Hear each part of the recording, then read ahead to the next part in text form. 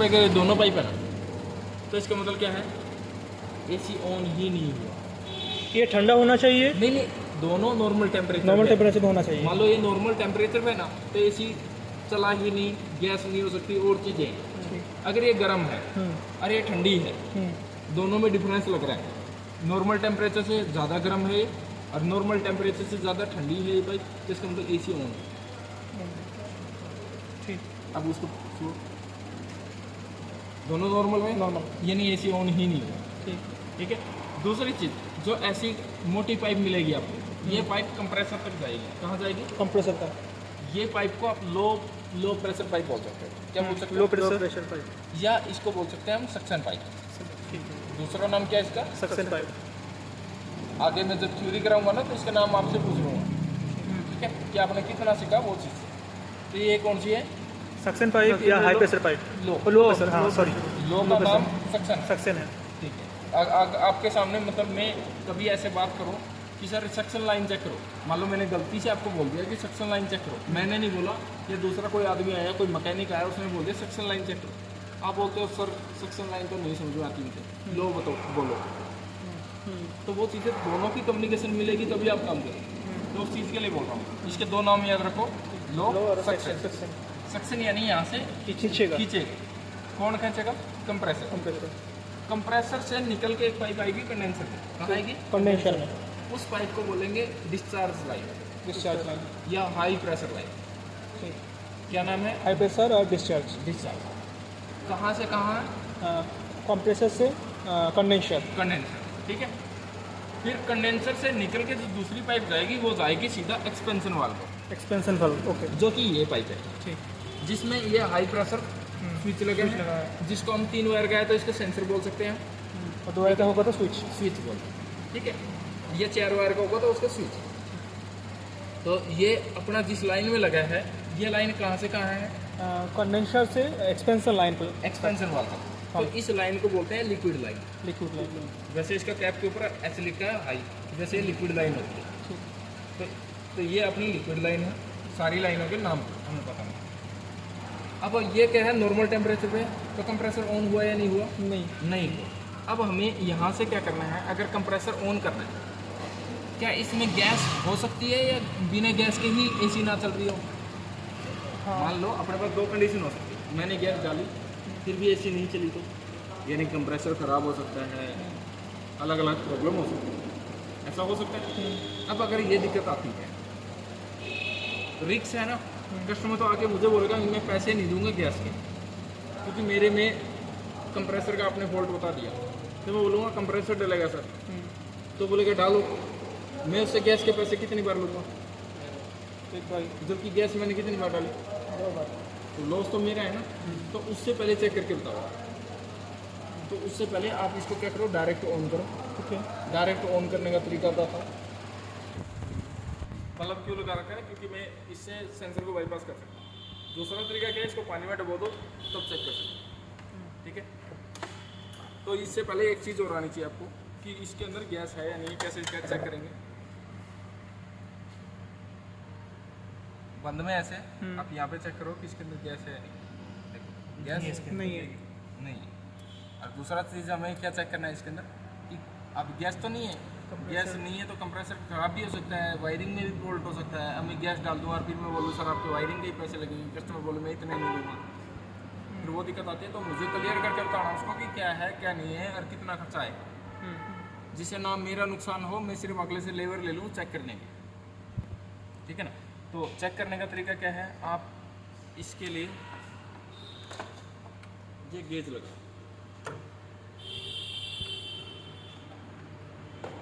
और सर पानी में डुबाने वाला प्रोसेस क्या होगा? वो जैसे अब ये है, अब मैं आगे जाके इसको पानी में, जैसे आपको लाइट नहीं, आपके पास एलईडी लाइट, तो इसको पानी में ऐसे डुबो दो तो बाईपास हो जाएगा एसी कंप्रेसर वो। ऐसे डायरेक्ट बिना पानी डुबाए कुछ वो तार लगाना पड़ेगा अपने पास। लाइट। ये डायरेक्ट थोड़ी होगा सर, डायरेक्ट 2 वायर फंसा के। हाँ, वैसे थोड़ी ऐसे नहीं, मतलब लाइट के थ्रू रेजिस्टेंस होना चाहिए ना बीच में।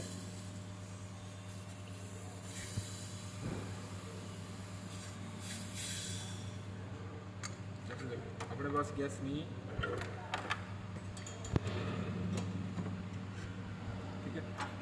हमें जो गेज यूज़ करना है इसको भूल जाओ फिलहाल के लिए। ये हमारा फिलहाल के लिए कोई काम नहीं है, आगे जाके मैं इसका काम बताऊंगा क्या है क्या नहीं है, कैसे चेक करेंगे, क्या क्या प्रेशर होना चाहिए। अभी एक साथ इतना नहीं सीखना हमें एसी का, बेसिक से सीखना है कैसा है। ऐसे थोड़ा थोड़ा करके हम एक एक गाड़ी पे थोड़े थोड़े टॉपिक क्लियर करेंगे, तो हम एक गाड़ी पे प्रोफेशनल हो जाएंगे कि आगे जाके एसी का काम अच्छे से कर सकें। तो उस चीज़ के थोड़े थोड़े टॉपिक देखिएगा।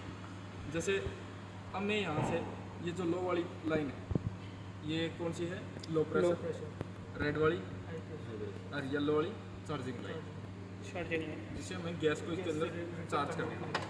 अब इस रेगुलेटर को मैं हाई वाले में नहीं लगा सकता, इसमें नहीं लगा सकता। ये लगेगा तो किसमें लगेगा, लो में। रीजन बताता हूँ क्योंकि इन दोनों का साइज अलग है। ठीक है, तो मुझे किस में लगाना है, लो में। लो में लगाया, लो में लगा के टाइट किया। अब मैं दोनों काम आपको चेक करके दिखा रहा हूँ, कंप्रेसर भी, वायरिंग भी, सारा काम।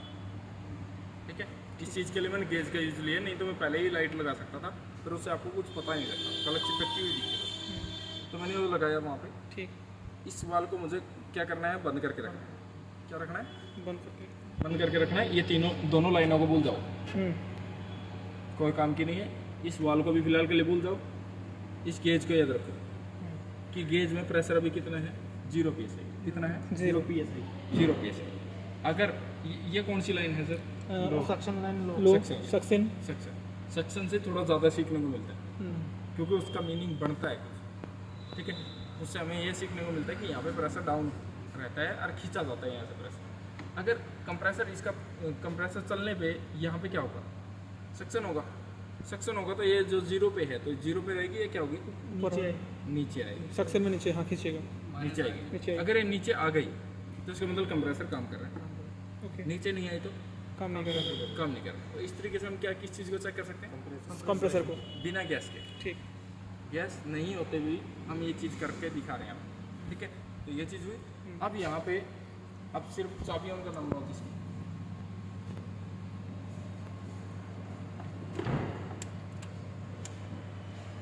क्या यही मल्टीमीटर लेना आपको, नहीं, कोई भी बल्ब से भी हम कर सकते कोई हैं। भी बल्ब नहीं, सिर्फ एलईडी बल्ब। एलईडी बल्ब, हाँ ठीक है, ठीक। हाँ ऐसे नहीं होता है, बोल देने हम जबरदस्ती करवाएंगे।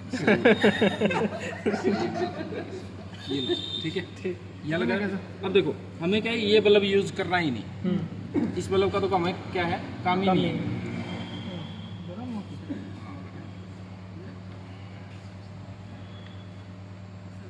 मनोज तो बता दे, सर अपॉइंटमेंट लग गया बाबा में ना। देखो मैंने वोल्टेज पे लगाया, 12 वोल्ट है। तो मैं अभी तो फिलहाल लाइट को बंद कर देता हूँ। मैं आपको क्या दिखाता हूँ, सेंसर दिखाता हूँ। सेंसर किस किस ने चेक किए थे। अब देखो अकेला क्या है, ये मल्टीमीटर, हाँ। लाइट नहीं ऑन की। आपने किसके सेंसर लगभग सबने चेक किए थे, बस आज ही क्रॉस चेक हो जाएगा। क्या क्या आना चाहिए वैसे सेंसर के code, reference ground signal. Reference जरूरी है कि अब 5 होगा, नहीं, कितना हो सकता है, 12 भी हो सकता है, 5 भी हो सकता 5 भी हो सकता है। 5 के सिवा दूसरा नहीं होगा। ठीक है, ग्राउंड 0 ही रहेगा। और सिग्नल जो है अपना ये तो 5 रहेगा या 0 रहेगा ओपन में। लगने के बाद क्या होना चाहिए, डाउन आप आप बीच 0 और 5 के बीच में, यही था ना। तो मैंने यहाँ चेक किया, यहाँ पे कितना आ रहा है, 5 वोल्ट। 5 वोल्ट, यहाँ पे चेक किया 4.983 कुछ वोल्ट है। ये भी अपना रेफरेंस हो सकता है और ये भी रेफरेंस हो सकता है। ये हमें क्लियरिटी नहीं है। इसके बाद यहाँ जाता हूँ, ये क्या है, 0 ग्राउंड। तो 0 है तो ये क्या है, ग्राउंड। ग्राउंड को चेक करने के लिए करेंगे, कंटिन्यूटी भी चेक कर सकते हैं। देखो नहीं पा रही है, यानी ये क्या है, ग्राउंड है, ग्राउंड है। ठीक है, अब मैं यहाँ पे क्या आता हूँ, वोल्टेज पे आ गया, रेफरेंस में आ गया, सिग्नल में। तो क्या मुझे ज़रूरी है कि लाइट ही ज़रूरी है, नहीं। मैं यहाँ क्या करूँगा, यहाँ पे हाथ लगाया हर साथ में, यहाँ पे हाथ लगाया तो ये क्या हुआ, डाउन हो रहा है, डाउन फ्लक्चुएशन हो हुआ, रहा है, डाउन हुआ। और इसको छोड़ा, बढ़ रहा है, यानी ये क्या है, सिग्नल, रेफरेंस है, सिग्नल। Signal up signal. तो थोड़ा भूल गया हूँ ना। ठीक है, यहाँ लगाया 5 है, लगाने के बाद नहीं डाउन हुआ, कुछ डाउन यानी नहीं हुआ, क्या ये है, रेफरेंस है। अब मैंने यहाँ पे लाइट को क्या किया, ये कितने पे करना है हमें सिग्नल, 0 और 5 के बीच में। जी। तो मैंने लाइट ऑन की, तो लाइट क्या है, थोड़ा सा लोड है, तो मैंने पहले रेफरेंस पे चेक किया, रेफरेंस कितना रहेगा, वही रहेगा जो पहले था 5 ड्रॉप नहीं होगा और जो सिग्नल है वो कितना हो गया डाउन 2.1 सिग्नल का होना चाहिए 2.1 जितना होना चाहिए उतना हो गया ना, बस यही तो चाहिए हमें। जी अब क्या करेंगे हम, गाड़ी रिस्टार्ट करके चलाया स्टार्ट करने के बाद ये क्या होना चाहिए, नीचे आना चाहिए, सक्शन होना चाहिए, तो इसका मतलब हमने क्या चीज़ चेक कर ली, कंप्रेसर चेक कर लिया। कंप्रेसर की वायरिंग, कंप्रेसर, ये सारी चीज़ हमने चेक करी। तो इससे पहले क्या अकेला यही स्विच काम करना है, नहीं और भी बहुत कुछ है, कौन सा स्विच है, अंदर का ब्लोअर ब्लोअर के सोलर का स्विच है, एसी का स्विच, ठीक है, ये स्विच भी अपने ऑन होने चाहिए। तो साकिब मनो करना, गाड़ी को स्टार्ट करना, ब्लोअर और एसी का स्विच ऑन करना। तो मैंने अभी क्या अपना एक मीटर लगा रखा है, जिस मीटर से मैं क्या चीज़ चेक कर सकता हूँ, कंप्रेसर काम कर रहा है या नहीं कर रहा है।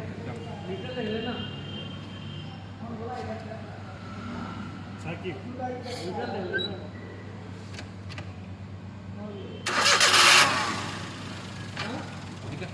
अब एसी ऑन करना, एसी ऑन करना, ब्लोअर ऑन करना, 2 पोर्ट है, दो पोर्ट।